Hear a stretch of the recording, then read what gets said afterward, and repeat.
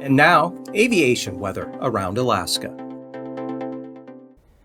Hello, I'm National Weather Service Meteorologist Peter Chan with your Alaska Aviation Weather Outlook. And this early new year, it's Friday, January 3rd, 2025. And the pattern will be changing. We're still getting by, at least early this weekend. A batch of Arctic air is working its way east to west across the mainland. Areas of the interior have seen air temperatures at or just below 50 below zero without wind chill. And that includes areas near Fort Yukon, Beaver, down through the 40-mile Gold Country, and Tok Junction as cold as 53 below this Friday morning. The cold air is working its way eastward. We have stronger winds just above that low-level inversion.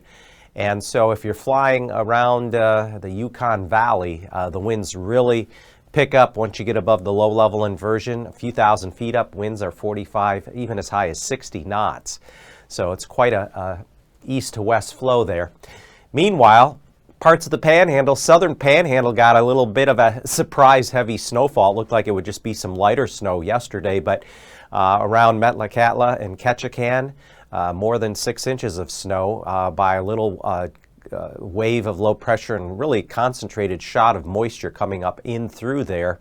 That will continue to rotate back through the northwest and weaken. But by Saturday morning, we're going to be watching a low pressure down here in the North Pacific. It's going to begin to head north and then northwestward toward the Alaska Peninsula. That's going to be the initial low.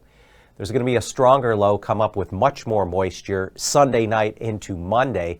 That'll impact many areas here along the Gulf Coast. Meanwhile, to the west, we still have a decaying frontal band that has some gusty winds and IFR conditions across the lower half of the Bering, eastern Aleutians, tip of the Alaska Peninsula, western Aleutians.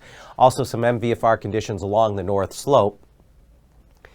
For Saturday afternoon, though, with that moisture, with that next low coming up, we're going to see IFR conditions expanding across the Gulf and along the western northern Gulf Coast, including Kodiak Island. We still have IFR conditions, Pribilovs back out toward the western Aleutians. And then on Sunday, with that low pulling back toward the northwest, we expect IFR conditions North Pacific up into the Gulf, and that moisture creeping up along those southeastward facing slopes of the Alaska Range.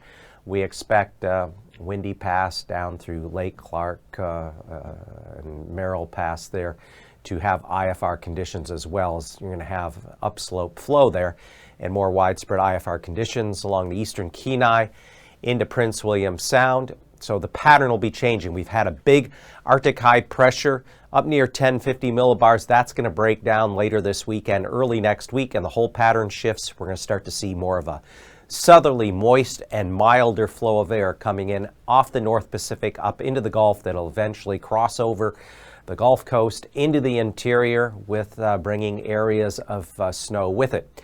So Sunday afternoon, we're waiting for the next low to come up out of the North Pacific. We're going to see these areas of IFR lagging northern portions of the Panhandle, northeastern Gulf Coast, Yakutat through Prince William Sound, eastern Kenai, again along those east and southeast facing slopes, the west arm here of the Alaska Range.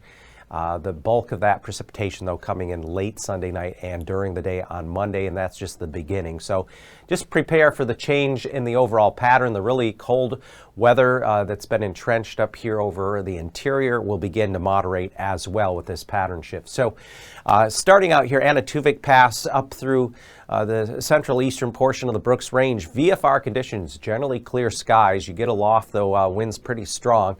And as you're crossing down through the Yukon Valley, though, there's going to actually be potential for low-level wind shear, but in a vertical sense. Not you get above, right near the ground, you have very strong temperature inversion, light winds, cold temperatures, but you pop up above that, and maybe several hundred feet to certainly above 1,000 or more feet, you're going to encounter stronger easterly winds. Down along Lake Clark and Merrill now, as that southeast easterly flow begins to increase and moisture increases from the south, we expect later on Saturday IFR conditions, certainly by Saturday evening at Lake Clark and Merrill. Rainy Pass, VFR becoming MVFR late in the day, probably after dark. Windy Pass, central Alaska range eastward through Isabel and Mentasta should generally be able to hold on to VFR conditions, though it will still be quite cold, very cold Saturday morning, so not done with the Arctic air yet then. Tanita Pass VFR conditions on Saturday. That cold air will hug and hold down there in the Copper River Basin before it can get scoured out at some point next week. Portage Pass, VFR becoming MVFR with more moisture increasing later in the weekend. And right now it looks like Chilkoot and White should also be able to hold on to VFR conditions during the day on Saturday. So the freezing levels, at this point, surface freezing line runs across the central Bering and then up along Shelikof Strait, outer portion eastern Kenai, and along the Gulf Coast into the outer portion, western and southern parts of the Panhandle. You're going to start to see with stronger systems, more moisture, warmer air, we'll start to get higher freezing levels aloft coming up from the North Pacific into the Gulf next week. Not yet, though, for Saturday morning. And any areas of precipitation, stratus clouds, we could find some moderate icing above 4,000 feet over the Gulf. And then back out here over the eastern and just north of the central Aleutians, some moderate icing above 6,000 feet along and south of that old frontal boundary. Jet stream level winds, not all that impressive over the mainland. We do have a jet core in excess of 140 knots, but it's well south of Haida Gwaii in the North Pacific, heading toward Washington, Oregon coast. And then back out here, Chukchi Sea, eastern Russia, northeasterly winds 75 to 80 knots. Now, bringing it down to 700 millibars, 9,000 feet. There is a broader extent of these winds. These were the same wind core that was working its way westward, so that initial push of the Arctic air will continue out into the northern Bering. And we still have winds along and north of the Yukon River up through the Brooks Range for Saturday that are running 45 near 50 knots. So again, you pop up above any temperature inversion and the winds will be quite strong still out of the east. Things are beginning to change. The flow mid-level starting to turn more southerly out of the North Pacific into the Gulf. And then here you see it really clearly at 3,000 feet. Here in the Yukon Valley, especially the middle Yukon Valley to the Seward Peninsula, winds aloft are going to be running 50, 65 knots locally, and that's at 3,000 feet. So again, if you have a temperature inversion where winds are not all that strong, or say the wind's only maybe 15, 20 knots, but you pop above that, there could be some low-level wind shear in the vertical as you go upwards. Here along the Gulf Coast, we're starting to see an increase of southeast-south winds along the northern Gulf Coast outside of Hinchinbrook entrance. So again, picking upwards there of 40, 45 knots, and then a broad belt of easterly winds, 45 plus knots, in excess near 50 knots there north of the Aleutians.